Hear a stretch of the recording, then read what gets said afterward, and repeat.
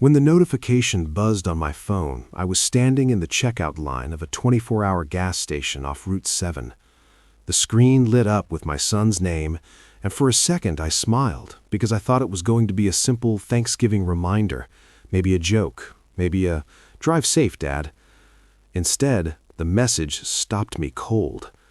"Dad, I know you bought us the house, but don't come to Thanksgiving." I read it twice, then a third time. The cashier asked if I was paying with cash or card, and I couldn't answer. My hands were shaking like I'd just stepped out into winter without a jacket. I walked back outside and sat on the curb near the pumps, the smell of gasoline thick in the air. Cars rolled past, headlights flashing, people heading home, probably to families waiting at warm tables. I stared at my phone, waiting for another message, maybe a typo, maybe a follow-up explaining it was a joke. Nothing came, just that sentence sitting there like a door slammed shut in my face. My name is Robert Hale, and I'm 68 years old. Folks say at my age I should be slowing down, enjoying retirement, watching football and arguing about politics with neighbors. But the truth is, that night I was sitting on cold concrete outside a gas station, holding my phone like it was something fragile, feeling smaller than I ever had in my life. For weeks before that, my mind had been circling around one thing only: my son, Daniel, and the house I'd bought for his family. It had been almost 4 years since Daniel and I had a real conversation. The last time we talked face to face, we argued in his driveway, voices raised, neighbors pretending not to listen. He told me I didn't understand his life, his wife, his choices. I told him I didn't like the way he talked to me, that I didn't like the way he let other people decide for him. Words flew out of my mouth that shouldn't have. Old man pride. Stupid, stubborn pride. When I drove away that day, I told myself he'd cool off. He never did. After my wife passed, the house felt too quiet. I sold it, moved into a small rental on the edge of town, and tried to keep busy. A year later, Daniel called out of the blue.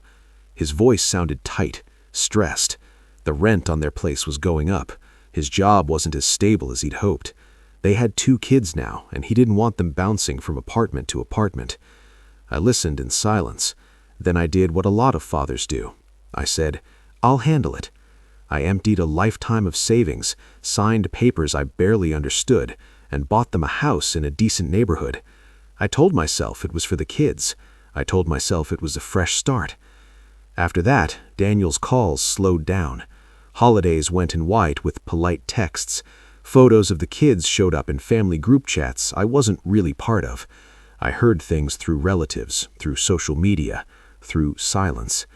And then came that message, right there under buzzing fluorescent lights, telling me not to show up for Thanksgiving in a house with my name on the deed. The gas station lights flickered above me as I stood up, my knees stiff, my chest tight. Across the lot, a van car was parked near the edge, engine off, windows fogged. A woman sat in the driver's seat, head leaning forward, kids asleep in the back. I looked at them and felt something twist inside me. Families everywhere, together or falling apart, and here I was, a father with a house full of memories and no invitation to walk through the door. I thought about driving by Daniel's place that night, just to see the lights on, to remind myself it was real. But I didn't. Instead, I sat there listening to trucks rumble past, replaying every mistake, every dollar, every word I'd ever said wrong. And for the first time, a question settled in my chest that wouldn't go away. If my own son didn't want me at his table, what exactly had I bought, and who had I bought it for? That message was the beginning of something I didn't yet understand, a crack in a story I thought I knew. Sitting there, phone dimming in my hand, I realized Thanksgiving wasn't the real issue. Respect was, truth was, and whatever waited behind that locked door, I knew one thing for sure. I wasn't done being a father. Not yet. Not ever. No matter how hard it got, I was going to face what came next. My throat felt dry as sand when I raised my hand and knocked on the driver's side window. The woman inside startled awake, blinking like she didn't know where she was. For a second, her eyes were empty, unfocused, like she'd been pulled out of a bad dream. In the back seat, a kid shifted under a blanket, mumbling something I couldn't hear. The woman leaned closer to the glass, squinting, trying to make sense of my face under the harsh gas station lights. "Dad?" she said, finally, her voice cracking halfway through the word. I stepped back as if the sound of it hit me in the chest. "Emily," I said, my voice coming out rough, older than I felt inside. She unlocked the door without another word. When it swung open, the smell of cold coffee, fast food wrappers, and damp clothes rushed out. Up close, she looked worse than I'd imagined. Her cheeks were hollow, her hands shaking as she pulled her jacket tighter around herself. The kid in the back seat lifted his head, eyes wary, shoulders stiff, like he was bracing for someone to yell. I sat on the edge of the seat, my knees aching, 1,000 questions crashing into each other in my head. Only one made it out.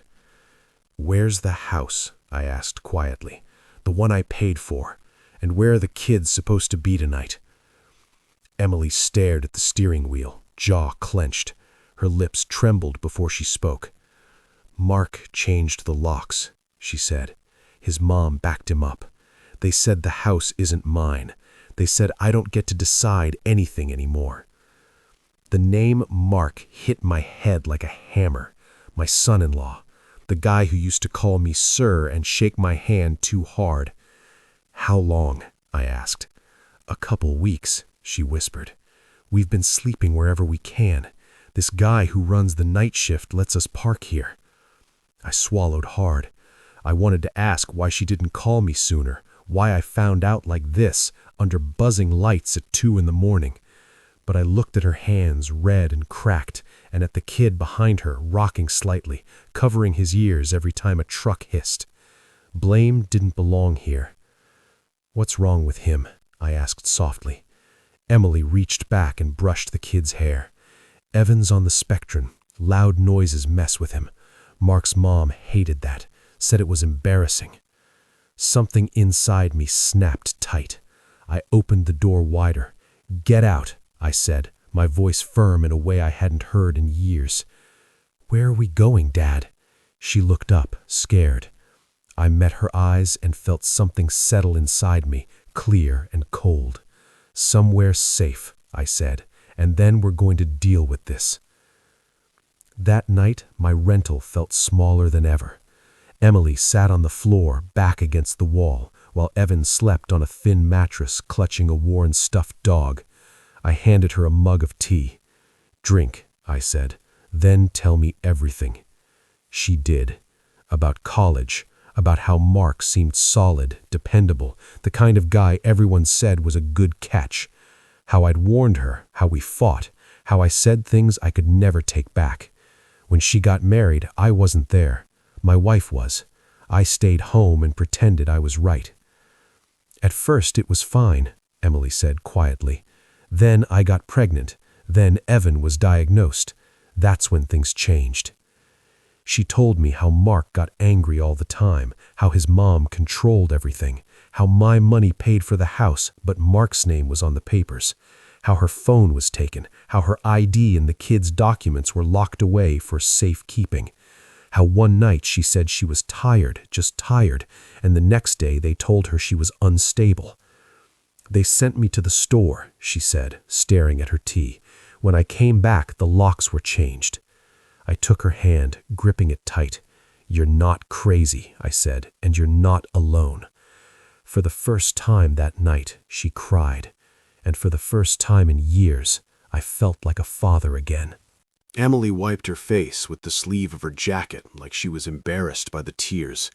Evan stirred on the mattress, letting out a small whine in his sleep, and she immediately leaned over him, whispering softly until his breathing settled again. I watched her do it on instinct. No drama, no noise. That wasn't the behavior of someone unstable. That was a mother who hadn't slept in weeks. "I should have called you sooner," she said finally. "I know that." I shook my head. "You don't owe me an apology," I said. "I owe you one."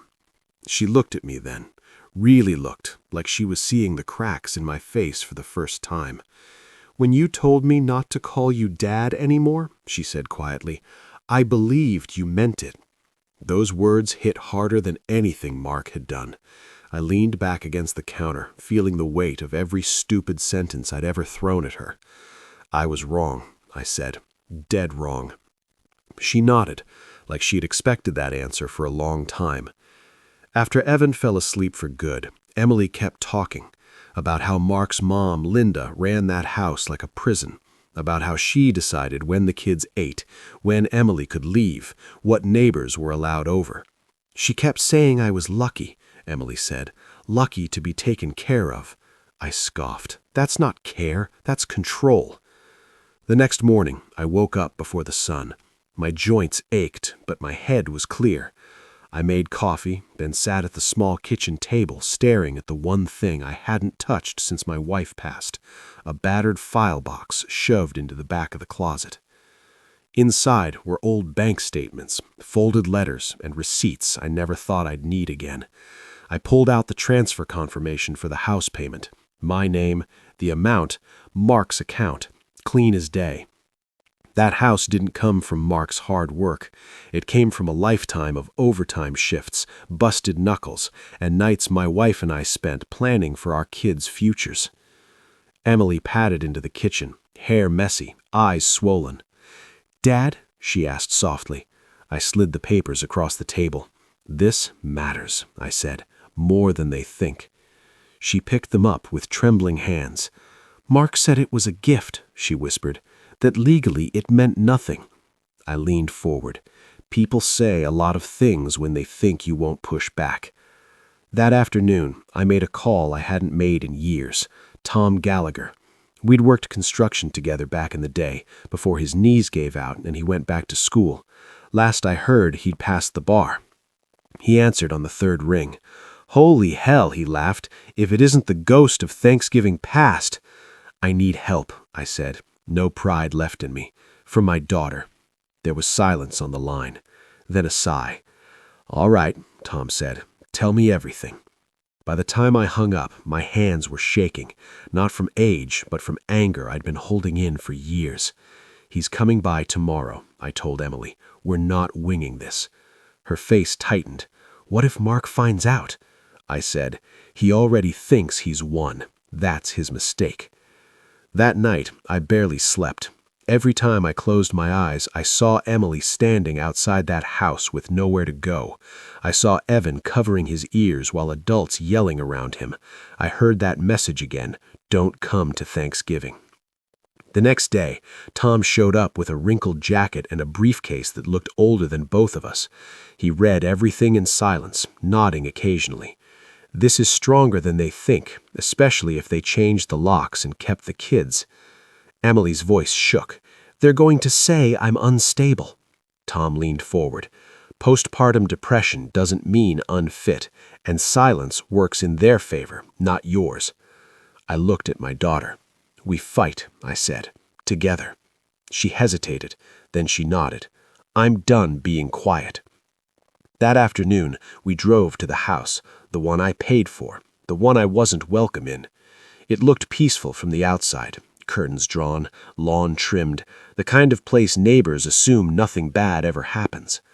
Mark opened the door with a tight smile that vanished when he saw Tom. "What's this?" he asked. "A conversation, one you've been avoiding." Mark stood in the doorway like he owned the air around him.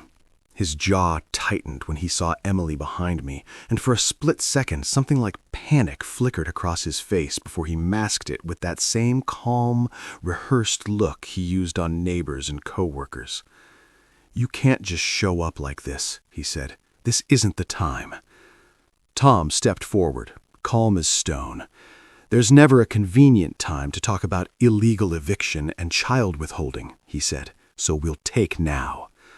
Mark laughed, sharp and short.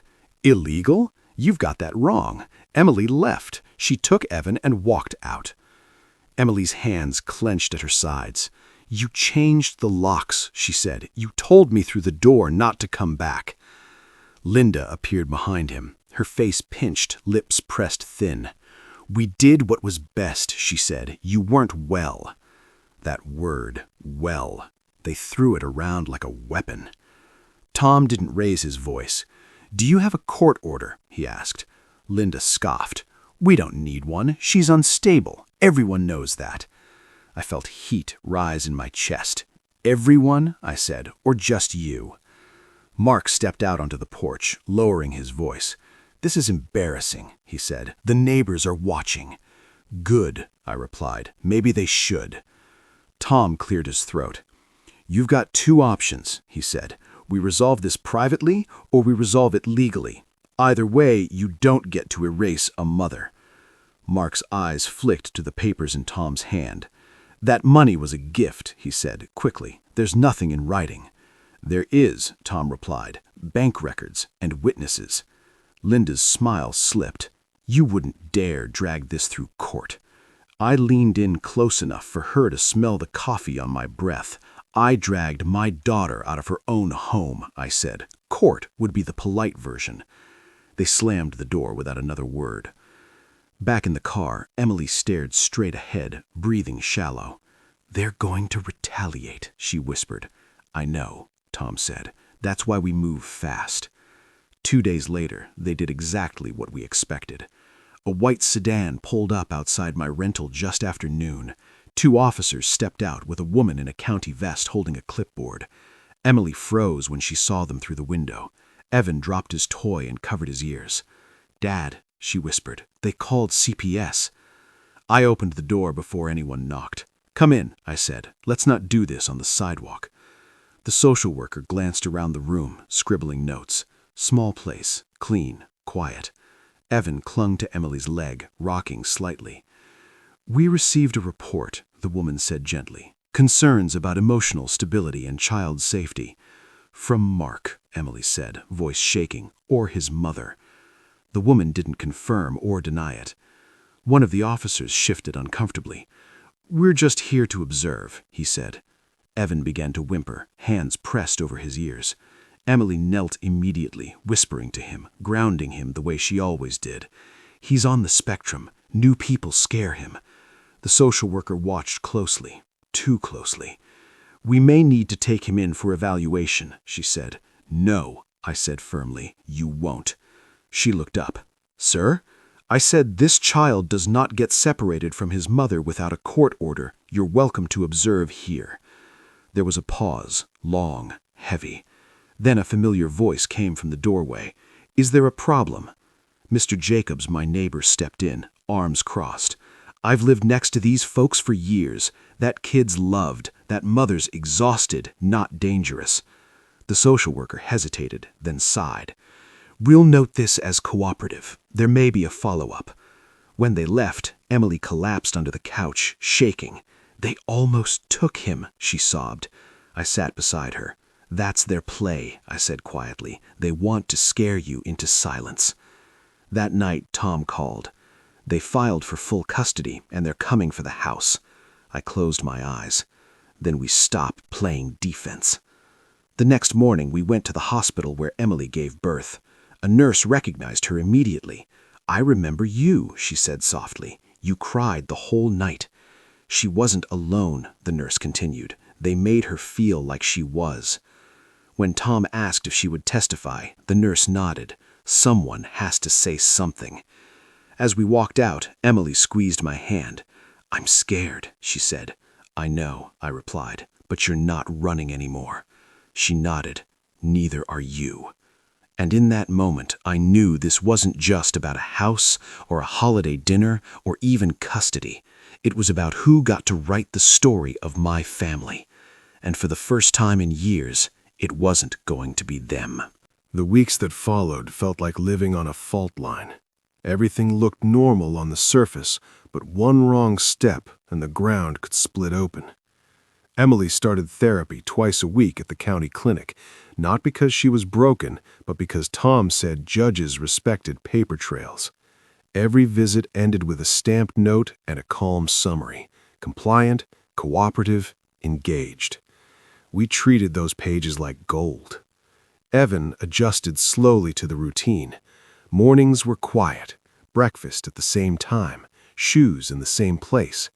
When a siren screamed past the street, he flinched, but Emily was there before the sound even faded, grounding him, whispering the same phrases he trusted. Watching her, anyone with eyes could see the truth. This wasn't negligence. This was devotion under pressure. Tom came by most afternoons, jacket slung over one arm, coffee in hand. He spread documents across the kitchen table like a chessboard. "We're building leverage," he said. "Not drama, leverage." We gathered statements. A teacher Evan used to see before everything fell apart. A cashier from the grocery store who remembered Emily always paying in coins because Mark kept the cards. Even the night shift manager from the gas station wrote a short note confirming Emily and Evan slept there with permission. Each piece felt small, but together they formed a picture Mark couldn't explain away. That's when the rumor mill started. People began looking at us differently. I'd hear whispers when I took the trash out. A woman down the block asked Mr. Jacobs if it was true they were trying to steal kids from a nice family. He shut that down fast, but damage doesn't need facts to spread. It just needs fear. One afternoon, a letter arrived from Mark's attorney.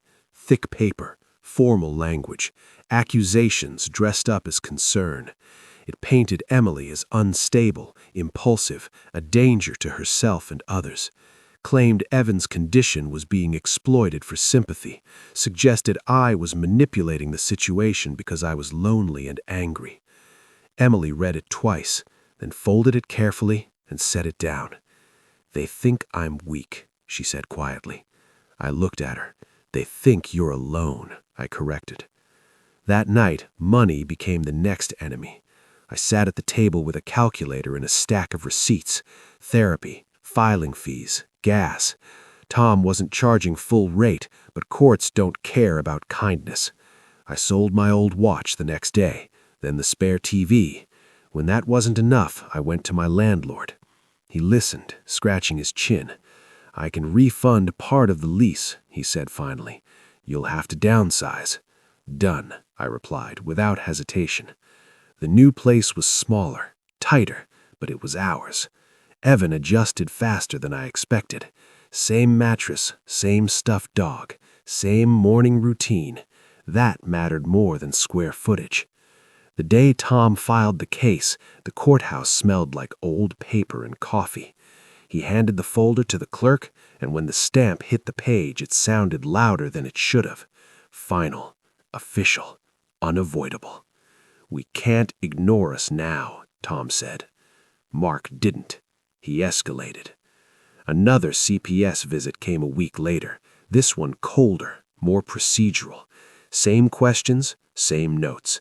This time, Emily didn't shake. She answered calmly, handed over therapy records, medical notes, witness letters. The worker nodded, flipped pages, said less than before. When they left, I caught my breath. "They're running out of angles," I said. Tom called that evening. "We found something," he said. "Security cameras." My heart jumped. "From the house?" "The condo management keeps backups," he replied. "There's footage from the day Emily was locked out." Silence filled the room. "If we get that," Emily whispered, "they can't lie anymore." The next morning we went back to the building. Same lobby, same polished floors, different posture. Tom spoke to the manager, steady and formal. After a few tense minutes, a security guard confirmed it. He'd seen the footage. Emily crying in the hallway, Evan sitting on the floor, Mark yelling, Linda standing behind him, arms crossed. "It exists," Tom said on the way out. "Now we force them to release it." That night, Emily sat beside Evan as he slept. "What if they still win?" she asked softly. I looked at my daughter, tired but standing. I said, "Then we keep standing, but they won't." For the first time since that message hit my phone, I believed it. The court date came faster than I expected. 1 minute we were stacking papers on my kitchen table. The next, we were standing outside a concrete building with metal detectors and a line of tired faces shuffling forward.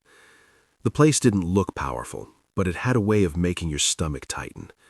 Decisions happened inside those walls, permanent ones. Emily held my arm as we walked in. Evan stayed home with Mr. Jacobs, headphones on, cartoons playing softly. Tom said it was better that way. Less noise, he told us. Less ammo. Inside the courtroom, Mark sat at the opposite table in a crisp suit, hair perfect, posture relaxed. Linda sat beside him, lips pursed, eyes scanning the room like she already owned it. Their lawyer whispered something, and Mark smirked, like this was just another meeting he expected to dominate. The judge entered, and the room stood. When we sat back down, the air felt heavier. Tom leaned toward us. "Stay calm," he murmured. "Let them talk." And they did. Mark's attorney painted a clean picture. Stable home, concerned family, a wife who struggled emotionally and needed guidance. He waved the CPS report like a badge. "We're not here to punish," he said smoothly. "We're here to protect the children." Emily's fingers dug into her knee. I could feel her shaking. Then Tom stood. He spoke slower, quieter, like every word mattered. "Protection doesn't involve changing locks," he said. "It doesn't involve withholding documents, and it certainly doesn't involve separating a mother from her newborn without a court order." He introduced the nurse first. She testified clearly, calmly about Mark's behavior at the hospital, about Linda's comments, about how Emily cried because she felt alone, not dangerous. Mark's lawyer tried to interrupt. The judge raised a hand. Let her finish. Next came the therapy records. Each document landed on the judge's desk with a soft thud that felt louder than it was. Finally, Tom said the words that made Mark sit up straight. "We have reason to believe there is video evidence." Linda's head snapped up. "What video?" Tom didn't answer her. He looked at the judge. From the condo hallway, the night Emily was locked out. The judge nodded slowly. "If such footage exists," he said, "it will be submitted." Linda couldn't stop herself. "She left," she blurted. "She abandoned the house." The judge looked directly at her. "You will speak when addressed." That was the moment I knew. They were cracking. The footage arrived a week later. Grainy, no sound, but clear enough. Emily standing in front of the door, Evan on the floor, Mark shouting, Linda pointing, the door closing. No context needed, no spin possible. When the judge watched it, the room went silent. Mark's attorney cleared his throat. "Your Honor, this doesn't—" "It shows enough," the judge said flatly. The ruling wasn't final that day, but the direction was clear. Temporary custody stayed with Emily. Supervised visitation for Mark. A deadline to return the baby. Outside the courthouse, Emily broke down. Not loudly, just tears sliding down her face as she pressed her forehead against my shoulder. "She's coming back," she whispered. "My baby's coming back." I nodded, throat tight. "Yeah," I said, "she is." Mark walked past us without looking. Linda stared like she wanted to burn us into memory. The 7 days that followed crawled. Every sound outside made Emily tense. Every knock made my heart jump. On the morning of the deadline, a car pulled into the driveway. Mark stepped out, holding a carrier. Linda followed, rigid. Emily opened the door. Her hands shook as she reached for her daughter. When the baby settled into her arms, she let out a sound I'd never heard before. Relief, grief, love, all at once. Linda crossed her arms. "This isn't over," she said sharply. Tom stepped forward. "Actually," he said, "this part is." Mark said nothing. He just looked tired. That night, Emily sat on the couch with both kids asleep beside her. "Thank you," she said quietly. I shook my head. This is what I should have done a long time ago. Outside, the street was quiet. No sirens, no whispers, just the sound of a family finally breathing again. The house didn't feel the same once the baby was back. Not louder, not busier, just heavier in a way I couldn't explain. Like everything we'd been holding in finally had weight again. Emily barely put her down that first night, afraid if she did, someone might come take her away again. I didn't say anything. I understood. Mark didn't disappear after that. He changed tactics. A week later, his lawyer filed another motion. This one wasn't about custody directly. It was about money, about the house, about how my contribution was a voluntary gift with no legal claim attached. He wanted the court to dismiss it entirely, clean and simple, like it never mattered. Tom read the filing twice, then leaned back in his chair. "This is desperation," he said. "They're trying to narrow the battlefield." Emily sat at the table, bouncing the baby gently. "What if they win that part?" she asked. "Then they still don't get the kids," Tom replied, "but we're not letting them walk away clean." The next hearing focused on finances. Different tone, less emotion, more numbers. Mark looked confident again, like spreadsheets were his home turf. Linda sat rigid, whispering to him now and then, eyes sharp.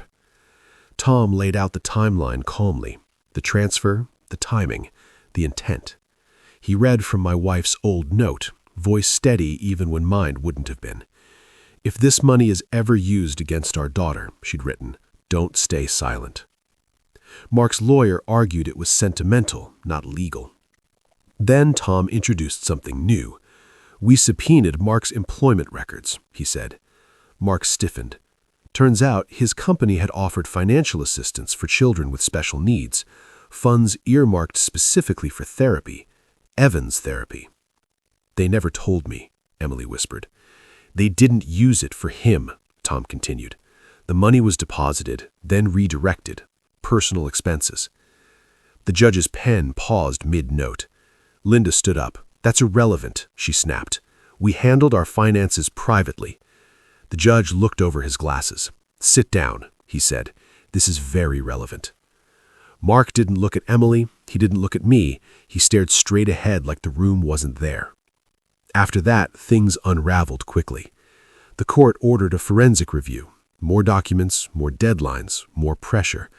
The kind of pressure that exposes cracks no matter how polished the surface looks. At home, life tried to be normal. Emily started laughing again, quietly at first. Evan warmed up to the new routine. He lined up his toys by color every morning, calm and focused. The baby slept in a bassinet beside Emily's bed, her breathing steady, real. One night, Emily sat beside me on the porch. She used to think strength meant staying quiet, not rocking the boat. I nodded. A lot of people think that.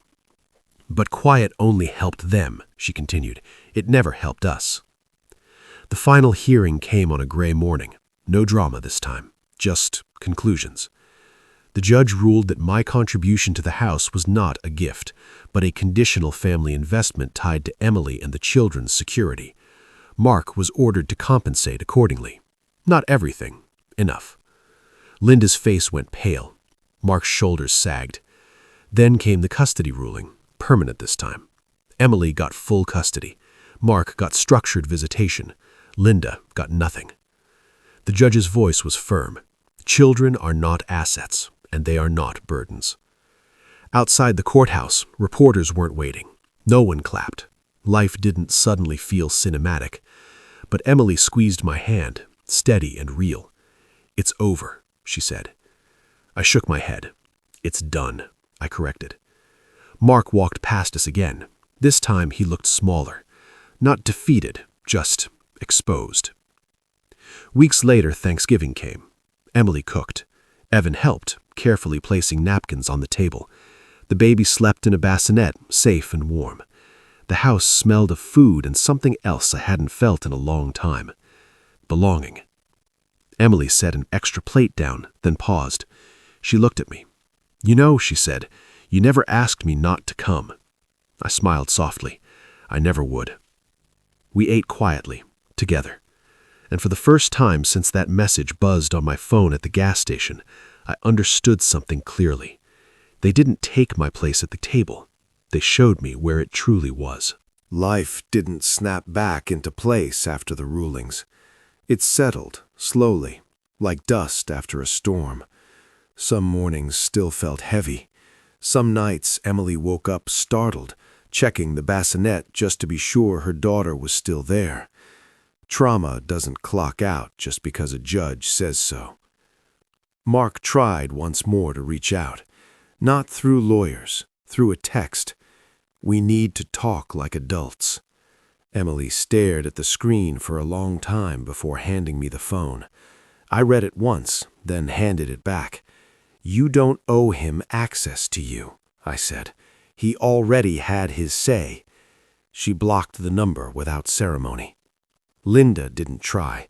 Her silence was louder than any threat she'd made before. Tom stopped by less often.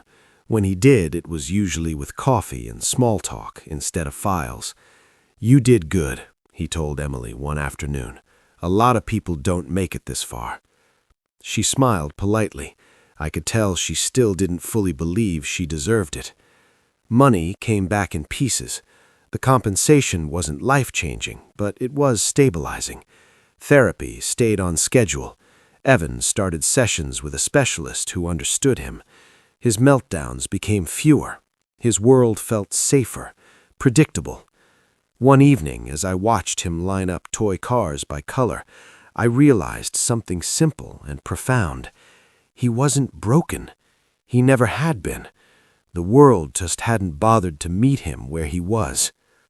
Emily found part-time work at a local library. Quiet place, steady hours. She came home tired but lighter, like she was reclaiming pieces of herself that had been locked away. Thanksgiving came and went. Christmas followed. No messages, no drama, just normal days stacking up into something that resembled peace. One night, Emily sat across from me at the kitchen table. "I used to think that house was proof I'd made it," she said. "Proof I chose right." I nodded.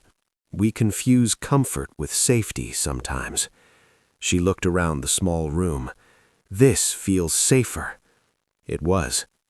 Months later, a letter arrived from Mark's lawyer. He was moving out of state, new job, fresh start. He was asking to adjust visitation schedules. Nothing aggressive, just formal, distant. Annalie read it calmly. "I'm okay with that," she said, "as long as it stays supervised." Tom handled the rest.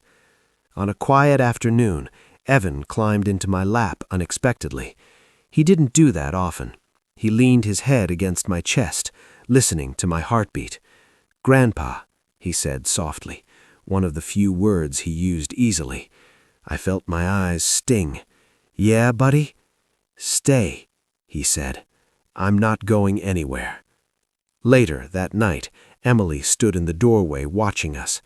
"You know," she said, "if you hadn't stopped at that gas station—" I shook my head.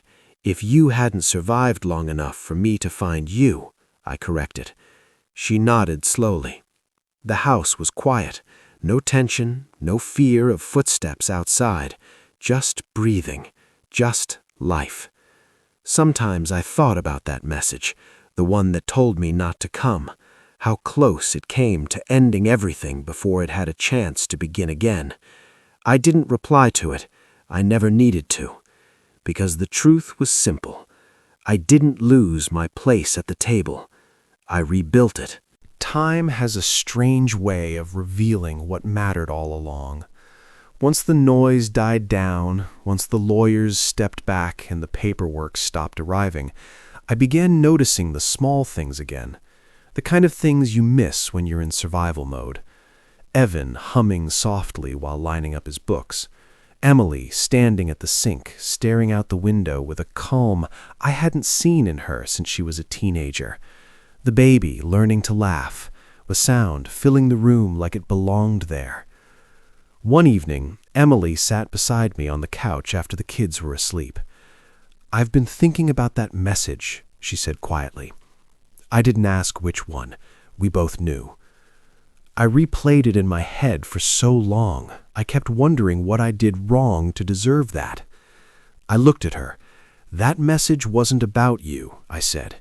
"It was about control, about keeping the picture neat for everyone else." She nodded slowly. I used to believe family meant keeping the peace at any cost. And now? I asked. Now I think family means not abandoning each other when it gets uncomfortable. That night, I went back through old photos on my phone. Emily as a kid, missing teeth, covered in dirt. My wife smiling beside her, arm wrapped tight.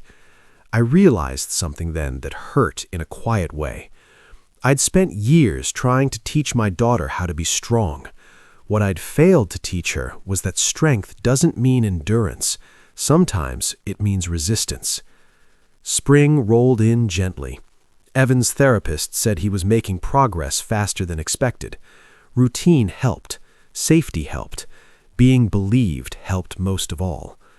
Emily started taking evening classes, slowly, carefully, like she was testing the water before diving back in. One afternoon, we ran into Linda at the grocery store. She froze when she saw us. No insults, no sharp remarks, just a stiff nod before turning away. Emily didn't flinch. She didn't shrink. She just pushed the cart forward. Outside, she exhaled. "I used to feel so small around her," she said. "Not anymore," I replied. "No," she agreed. "Not anymore." Later that week, Mark sent one last email. Short, apologetic in tone, but distant. He said he hoped one day Emily would understand he did what he thought was right. She read it once, then deleted it. "Understanding doesn't mean excusing," she said. Summer came. The kids played in the yard. The house stayed small, but it felt full. On weekends, neighbors stopped by. Mr. Jacobs brought over watermelon. Someone else dropped off hand-me-down clothes. Quiet support, the kind that doesn't ask questions or demand explanations. One night, as I locked up before bed, I caught my reflection in the window. Older, tired, but standing straighter than I had in years. Emily came up behind me. "I'm glad you didn't listen to that message," she said. I smiled faintly. I almost did. "But you didn't," she said, "and because of that, my kids get to grow up knowing someone always showed up for them." I turned to her. "You showed up for them," I said, "even when it cost you everything." She shook her head. "I didn't know how strong I was until I had no other choice."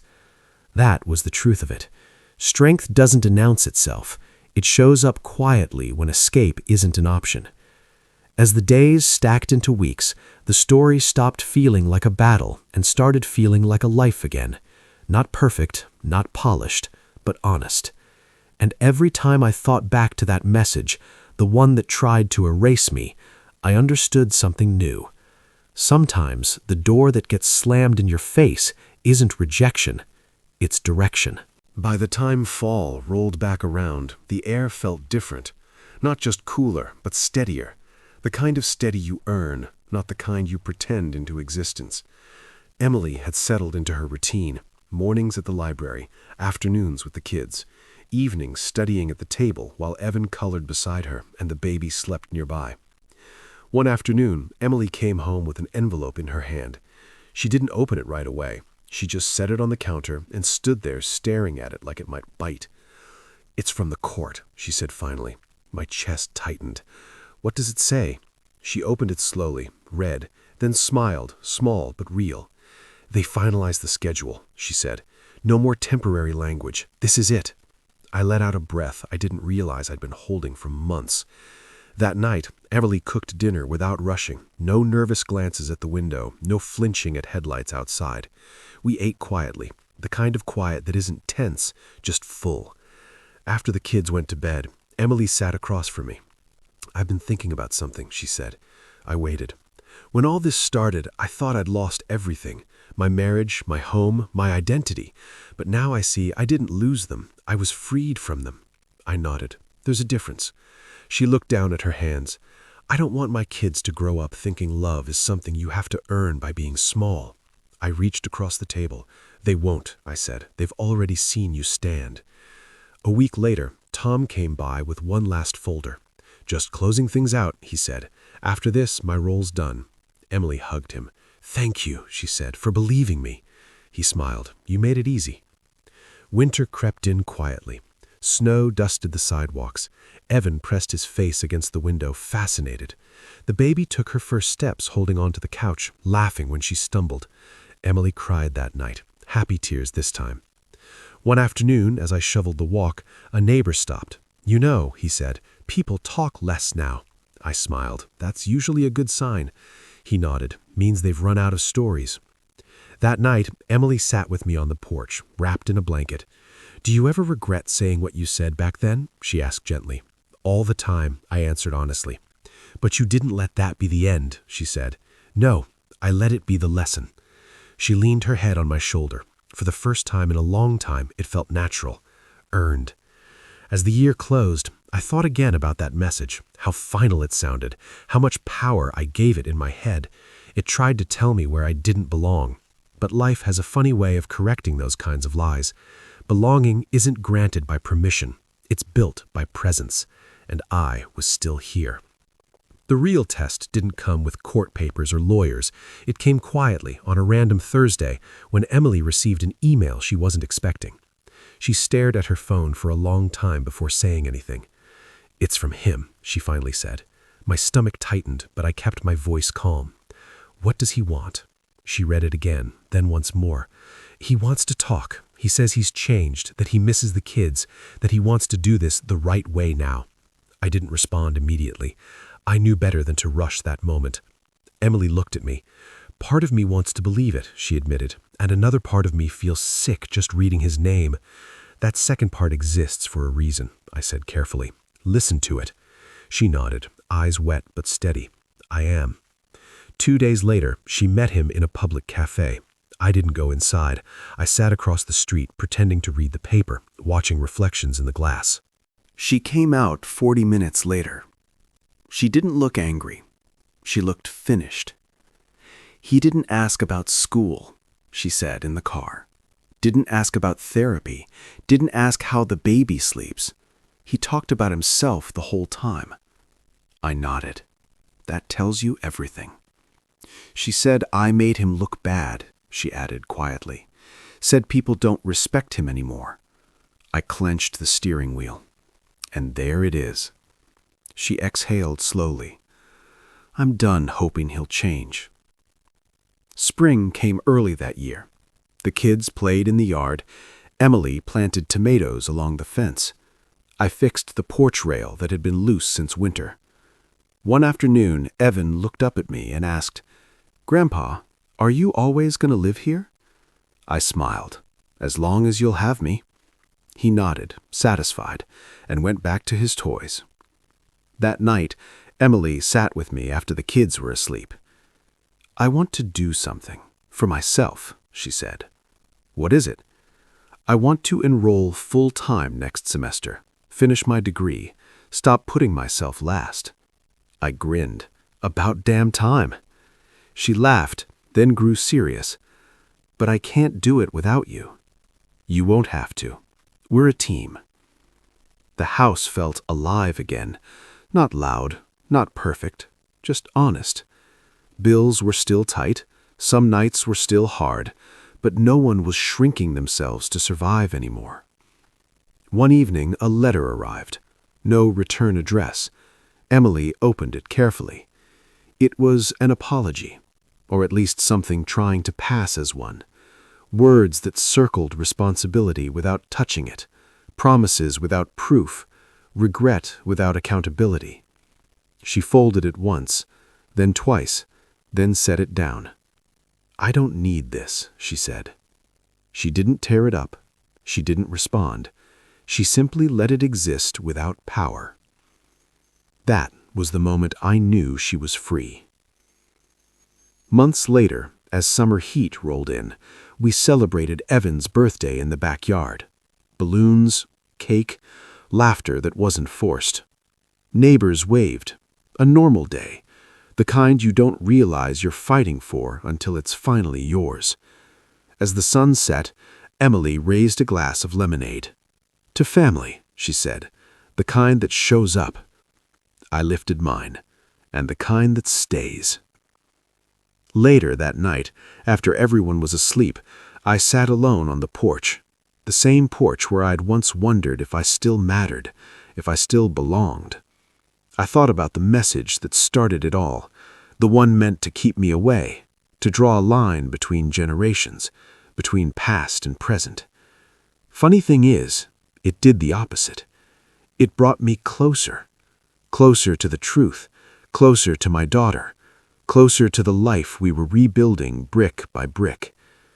I didn't come to Thanksgiving that year because I was uninvited. I came because I was needed, and that made all the difference. Life didn't magically turn easy after that. It never does. Healing isn't some Hollywood montage where everything snaps into place once the credits roll. It's quieter than that. Slower. But it's real. Twice a week, I walked Evan to school and waited until he disappeared through the doors before turning back. Sometimes he'd look over his shoulder and wave, just to make sure I was still there.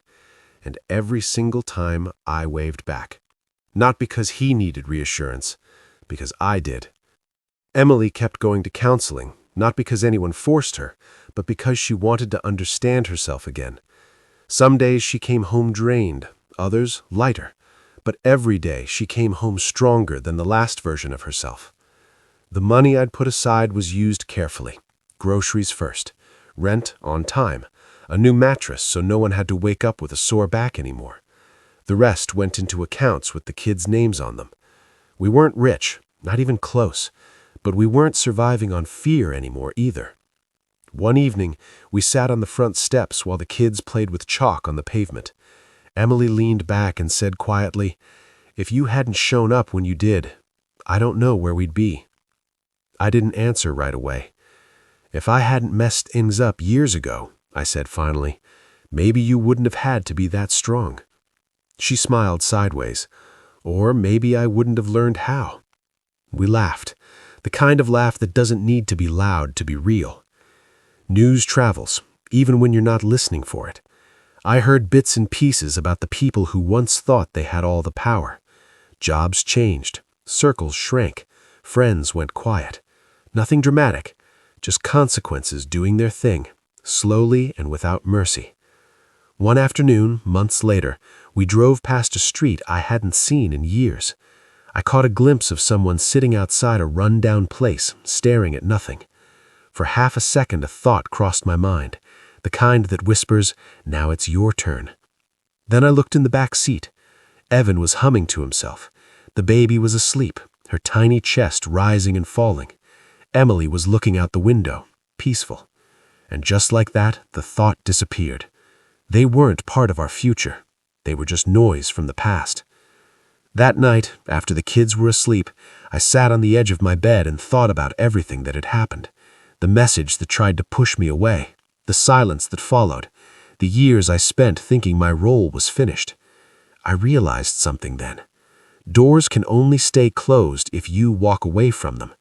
I hadn't, and because I hadn't, my daughter didn't have to walk alone anymore. Our place was small. The walls weren't perfect. The heater made noise when it kicked on. But no one was afraid here. No one whispered. No one felt like a burden. Before turning in, I checked on the kids one last time. Emily was asleep between them, one arm stretched protectively across both. I stood there longer than I needed to. "I almost lost you," I whispered, "and I won't forget that." For the first time in years, my chest wasn't tight with anger. It wasn't heavy with regret. It was full of resolve. My job now was simple: to stay present, to stay kind, and to never become the kind of person who treats family like something disposable. This story reminded me that karma doesn't rush. It doesn't shout. It just waits. And when it arrives, it doesn't need permission. If this story made you think about your own family, about the people you've protected, or maybe failed before standing up again, I'd like to hear from you. What would you have done in my place? Have you ever been told you didn't belong and stayed anyway? Drop a comment below. I read them, all of them. And if stories like this matter to you, take a second to like the video, subscribe to the channel, and turn on notifications so you don't miss the next one. Thanks for staying with me until the end.